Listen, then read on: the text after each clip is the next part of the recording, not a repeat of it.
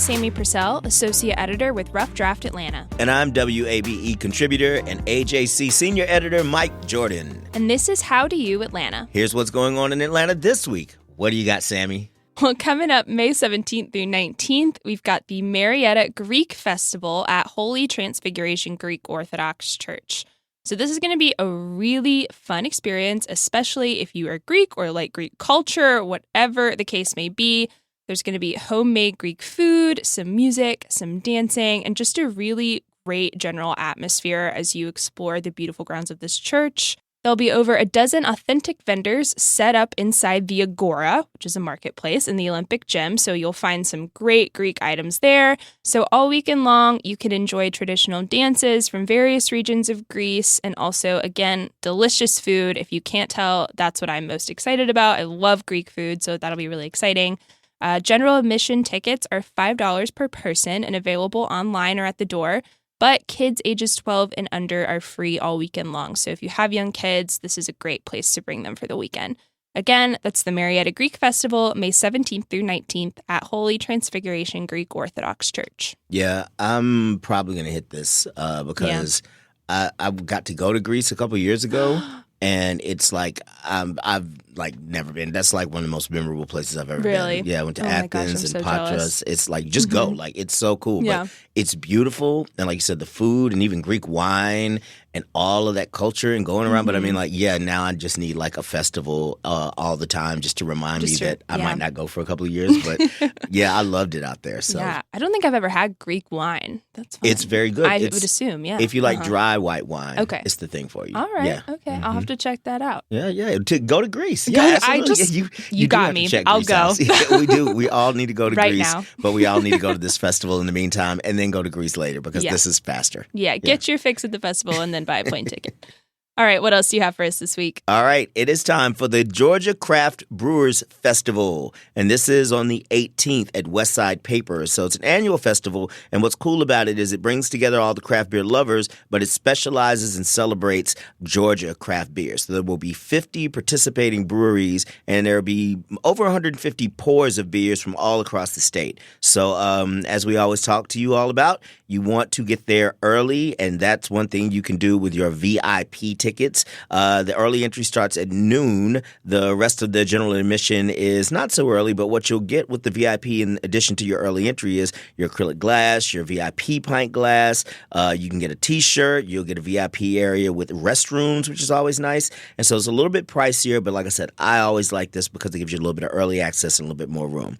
So this is actually going to be supported by the Georgia Craft Brewers Guild, which again is dedicated to serving the independent craft breweries of the state. And I would just say this, the craft breweries in Georgia and elsewhere, it's kind of like a little bit of a challenging time. You know, there's a big boom of craft beer, and now it's getting a little bit more like maybe saturated with beer. So if you love one of your local craft breweries, your neighborhood Suds makers, go out, support them, and the rest of the beer in the state. Again, this is Saturday, May 18th at Westside Paper, and you can get information at GeorgiaCraftBrewersGuild.org. And if that's too long of a URL, they'll always be in our podcast show notes.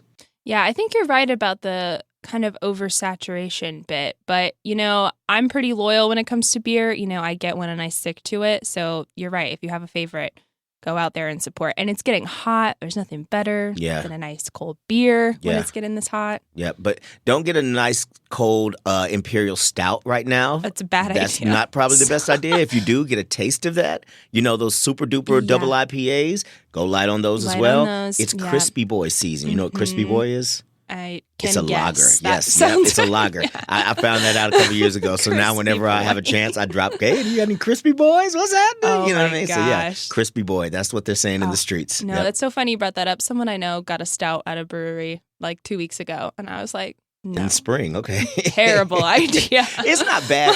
They have stouts that aren't so heavy on alcohol and don't feel so like thick. But yeah, this one tasted like port. Yeah. It's not the season for that. But look, drink what makes you happy. Yeah. Don't let me tell you what to do. Have 2 glasses of water for every strong beer you have. That's my best advice. Do let him tell you to do that. Please drink water. Yes. All right, Sammy, what's next? Well, coming up on May 18th, we've got Porch Fest. It's back in Virginia Highland. And y'all know what this is. It's exactly what it sounds like if you don't. Bands playing on porches all throughout the neighborhood. But there are also some other really fun events to check out this year. So the Rock and Run is setting the stage. That's going to start at 11 a.m. with an electric blend of running and rocking. So participants will kind of dress up in their favorite rock star costumes for this and take a jog around the neighborhood. It's just 1 mile, so it's not even a 5K. Super easy, super fun.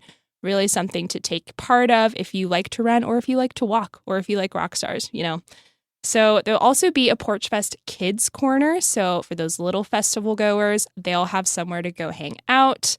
And it'll just be a really fun kind of local music festival destination. And this year, the Porch Fest Vendor Market will feature 70 talented artists and craft makers from around the city. So that's super exciting as well. There'll also be a ton of food trucks that you can check out. So, you can bop around, get some food, and just listen to some great music. So for the music itself, they've actually got a Spotify playlist on their website that shows you exactly what to expect, which is pretty cool. So you can check that out in the podcast show notes. And again, that's Porch Fest in Virginia Highland on May 18th. Okay, so where did the hair metal bands sit when they go to Porch Fest, Sammy? I don't know. Rocking chairs.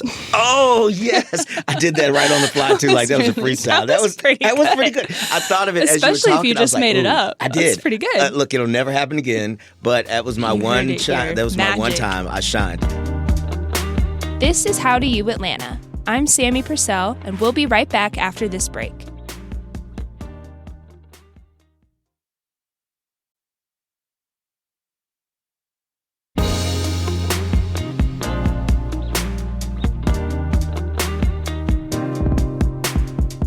All right, what else do you have for us, Mike? All right, next up, we have the International Street Festival, which is the night market happening in Chamblee this time. Not sure if everybody out there is familiar with this, but this is not the first night market International Street Festival. It goes to different neighborhoods and communities, and this time again in Chamblee, but it's going to be a very similar format, which is 45 curated vendors, street performers, and all types of guests coming to get a little bit of culture. And so that's the main idea here, is a wide range of culture all around Atlanta that comes to this neighborhood and shows off and shows out. So there'll be all kind of food and retail vendors, as we said, but the culture is from around the world. So it's not just Vietnamese or not just Brazilian and not just the Peruvian and black, white, and everything else. It's everybody coming together to do your cultural dances, to have music, instrumentalists, all of this different stuff meshed together. And it started, funny enough, from a group of friends from underrepresented communities who wanted to share more profound understandings of their individual cultures with the broader Atlanta community. So I love this because, again, all the arts, all the education, all the cuisine is all merged together,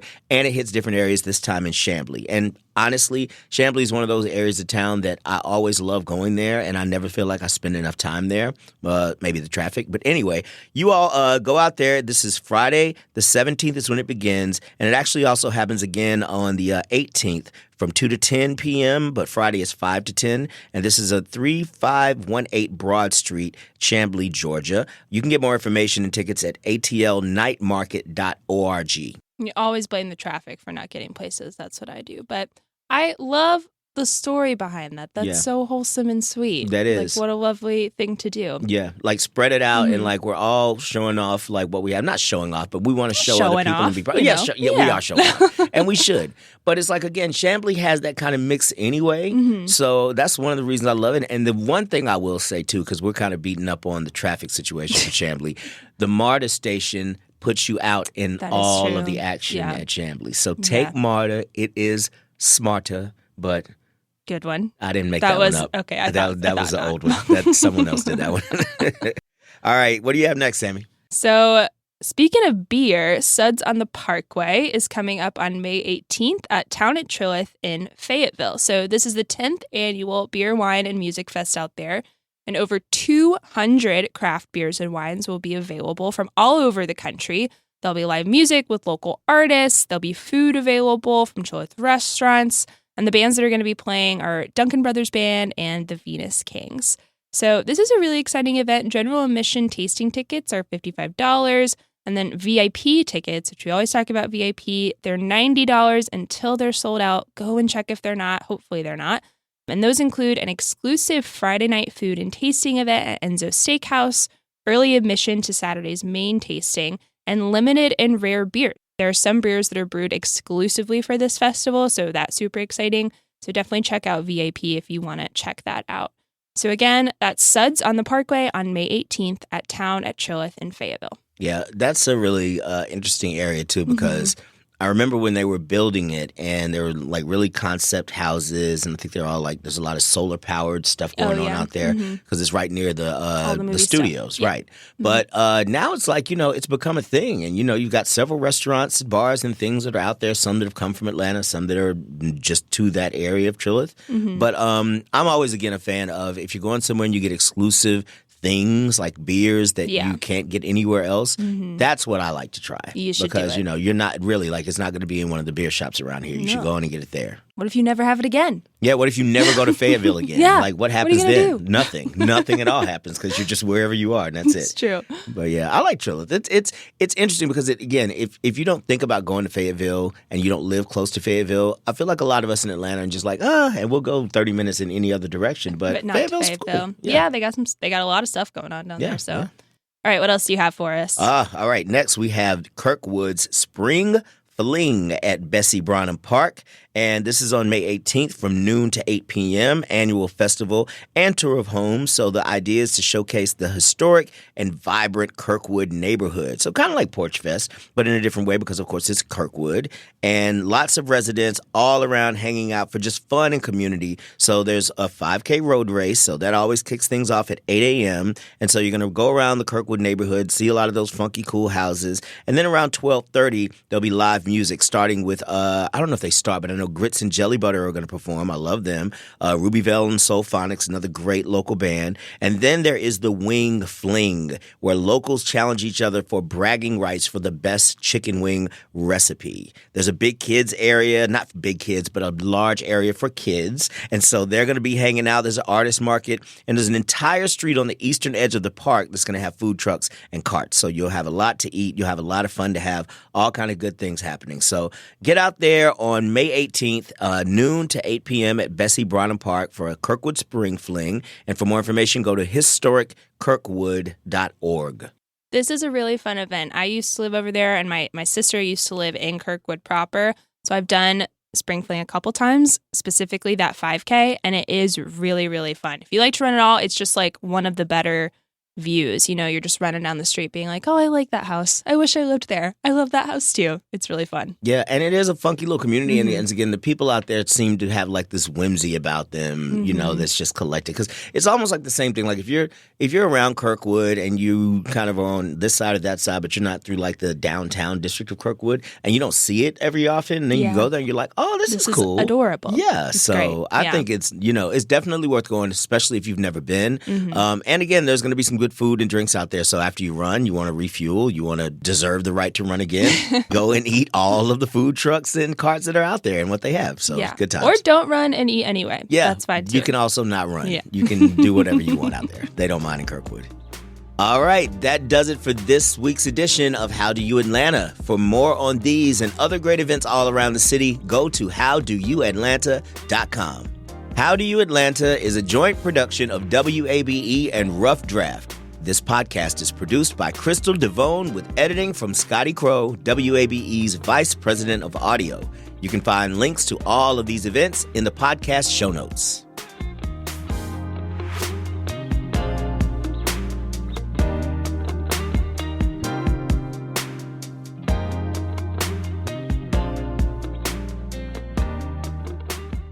WABE.